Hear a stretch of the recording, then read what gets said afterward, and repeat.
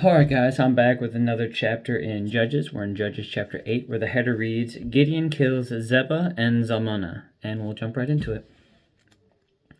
Then the people of Ephraim asked Gideon, Why have you treated us this way? Why didn't you send for us when you first went out to fight the Midianites? And they argued heatedly with Gideon.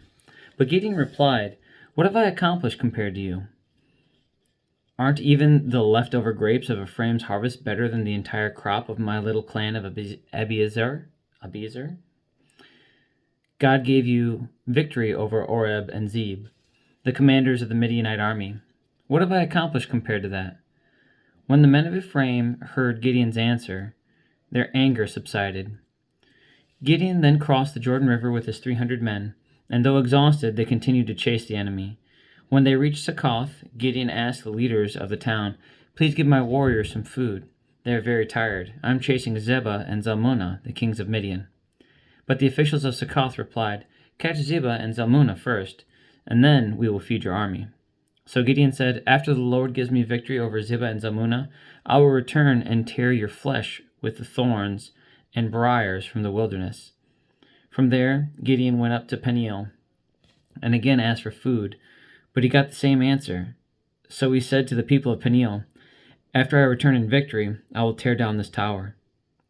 By this time, Zebah and Zalmunna were in Kakor with about 15,000 warriors, all that remained of the allied armies of the east, for 120,000 had already been killed. Gideon circled around by the caravan route east of Nobah and Jogbehah, taking the Midianite army by surprise. Zebah and Zalmunna, the two Midianite kings, fled, but Gideon chased them down and captured all their warriors. After this, Gideon returned from the battle by way of Here's Pass. There, he captured a young man from Succoth and demanded that he write down the names of all the 77 officials and elders in the town. Gideon then returned to Succoth and said to the leaders, Here are Zebah and Zalmunna. When we were here before, you taunted me, saying, Catch Zebah and Zalmunna first, and we will feed you, and we will feed your exhausted army. Then Gideon took the elders of the town and taught them a lesson, punishing them with thorns and briars from the wilderness. He also tore down the tower of Peniel and killed all the men in the town. Then Gideon asked Zebah and Zalmunna, The men you killed at Tabor, what were they like? Like you, they replied. They all had the look of a king's son. They were my brothers, the sons of my own mother, Gideon exclaimed. As surely as the Lord lives, I wouldn't kill you if you hadn't killed them. Turning to Jether, his oldest son, he said, Kill them. But Jether did not draw his sword, for he was only a boy and was afraid. Then Zebah and Zalmunna said to Gideon, Be a man, kill us yourself. So Gideon killed them both and took the royal ornaments from the necks of their camels. Then the Israelites said to Gideon, Be our ruler. You and your son and your grandson will be our rulers, for you have rescued us from Midian. But Gideon replied, I will not rule over you, nor will my son. The Lord will rule over you. However, I do have one request, that each of you give me an earring from the plunder you collected from your fallen enemies. The enemies being Ishmaelites, all wore gold earrings. Gladly, they replied. They spread out a cloak, and each one threw in a gold earring he had gathered from the plunder. The weight of the gold earrings was 43 pounds, not including the royal ornaments and pendants, the purple clothing worn by the kings of Midian, or the chains around the necks of their camels.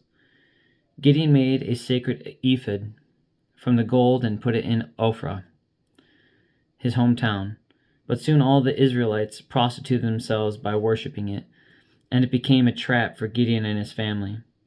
That is the story of how the people of Israel defeated Midian, which never recovered, throughout the rest of Gideon's lifetime, about 40 years. There was peace in the land. Then Gideon, son of Joash, returned home. He had 70 sons born to him, for he had many wives. He also had a concubine in Shechem, who gave birth to a son, whom he named Abimelech. Gideon died when he was very old, and he was buried in the grave of his father Joash in Ophrah, in the land of the clan of Abiezer. As soon as Gideon died, the Israelites prostituted themselves by worshiping the images of Baal, making Baal Berith their god. They forgot the Lord their God, who had rescued them from all their enemies surrounding them, nor did they show any loyalty to the family of Jerubbaal, that is, Gideon, despite all the good he had done for Israel. And that's the end of chapter 8, guys.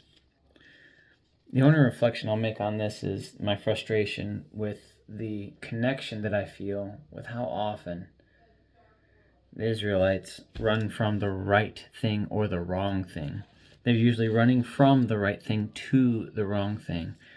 And that constantly going back to Baal and seeing how God gets them through things, and their constant reflection and frustration, and their abandoning God. I wish that feeling wasn't so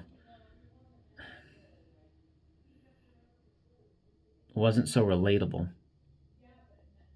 And it's not so much that I think personally I do it out of spite or things like that. I'm aware and I'm constantly working on my relationship, but I can tell that my knee-jerk reactions are still one of the flesh. The worrying about money, the frustration with people, the wanting things to be fair or not fair, or my way or not my way, and all those things, those knee-jerk reactions are so difficult to get out. And that dying to self and filling myself up with more Jesus, it's difficult. And the funny thing is it's probably not as difficult as I make it out to be for myself anyway. I know when I give people advice, if they ask it of me, I feel like I have the right answers. I just don't always have the right execution, which is really discouraging, especially when I pride myself as a disciplined person and things like that. So if you're not disciplined with your faith and following Christ, all other discipline wanes. The body gets tired, the mind gets tired.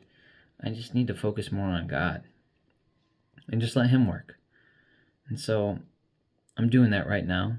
He asks to challenge him in his steadfastness in certain aspects, and so I'm trying to have faith enough to do that, knowing that he'll see me win. That's his expectation for me, and so I just have to have faith enough to expect it and just trust him. And so I'm gonna be working on that. Other than that, have a good night. God bless. I love you. Jesus loves you. And I'll be back for chapter 9 of Judges tomorrow, where the header reads, Abimelech rules over Shechem. Have a good night and God bless, guys. I'll see you tomorrow.